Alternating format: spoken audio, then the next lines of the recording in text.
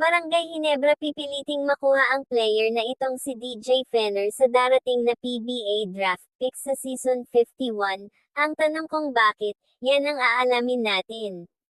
Bakit si DJ Fenner ang target ng Barangay Ginebra? Simple lang, dahil kulang na piyesa yan ng Ginebra. Ito ang apat na rason kung bakit siya yung tinititigan ngayon. Number 1, shooting at spacing. Ang problema ng Ginebra pag playoffs, nagbabara opensa pag wala si RJ Abarrientos o si Justin Brownlee. Si DJ Fenner sa Jones Cup nagpakita ng 40% from 3, 6'6" wing na kaya tumira ng walang bola. Sa translation, mas gaganda ang spacing para kay Scottie at Brownlee sa ilalim. Number 2, defense at hustle. Yan ang hinahanap ni Coach Tim. Si DJ Fenner hindi scorer lang. Sa Jones Cup, kita mo nagga-guard ng 1-4 positions, nagre-rebound, nagda-dive. Sa translation, parang younger Jamie Malonzo pero mas consistent tumira. Number 3, kung sa draft nila makuha, 3 years na mura. Hindi nila kailangan mag-trade ng big name o maglabas ng malaking pera, mas may budget pa sila pang import at pang extend kay RJ at Scottie. Number 4, 27 pa lang si DJ. Peak years, hindi na project player. Ready to contribute agad. Hindi na kailangan turuan ng barangay culture kasi kita mo sa laro niya may puso na. Pinakita ni DJ Fenner sa Jones Cup ay stock up talaga. Kaya siya napag-usapan ng Ginebra at ibang PBA teams, dahil tumatak yung kanyang consistent sa 3-point shooting. Nag-average nga siya ng 15 points per game sa ilang games. Ang pinakatumatak ay yung nagpapasabog ng 3-4 triples per game. Hindi yung tira ng tira. Spot-up shooter at kaya magtira off dribble. At ito mismo ang kailangan ng kulang sila sa wing na may respeto sa labas.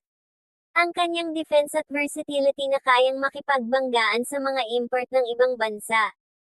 At nagle lead sa fast break, nagda-dive sa floor. Laging nasa tamang pwesto sa opensa.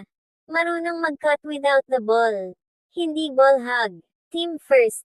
Sa translation, plug and play sa system ni Coach Tim.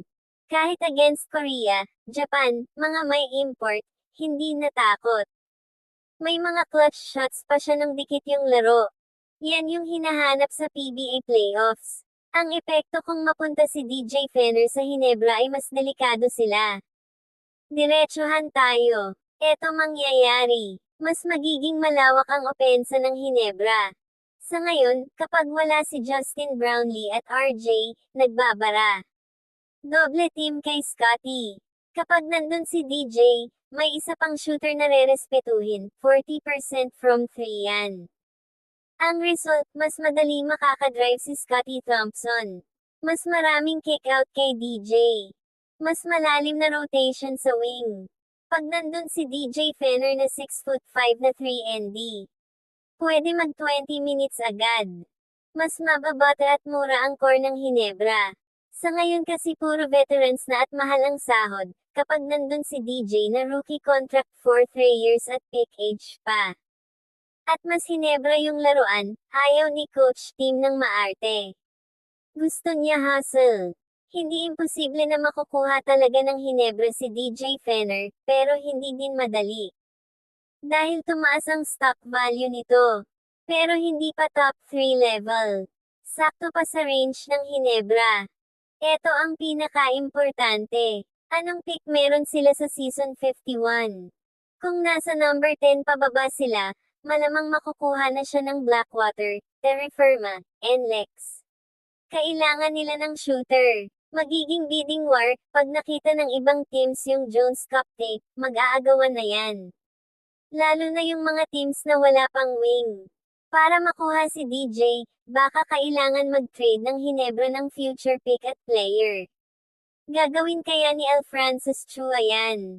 Ikaw, sa tingin mo worth it ba i-trade up ni Ginebra para kay DJ?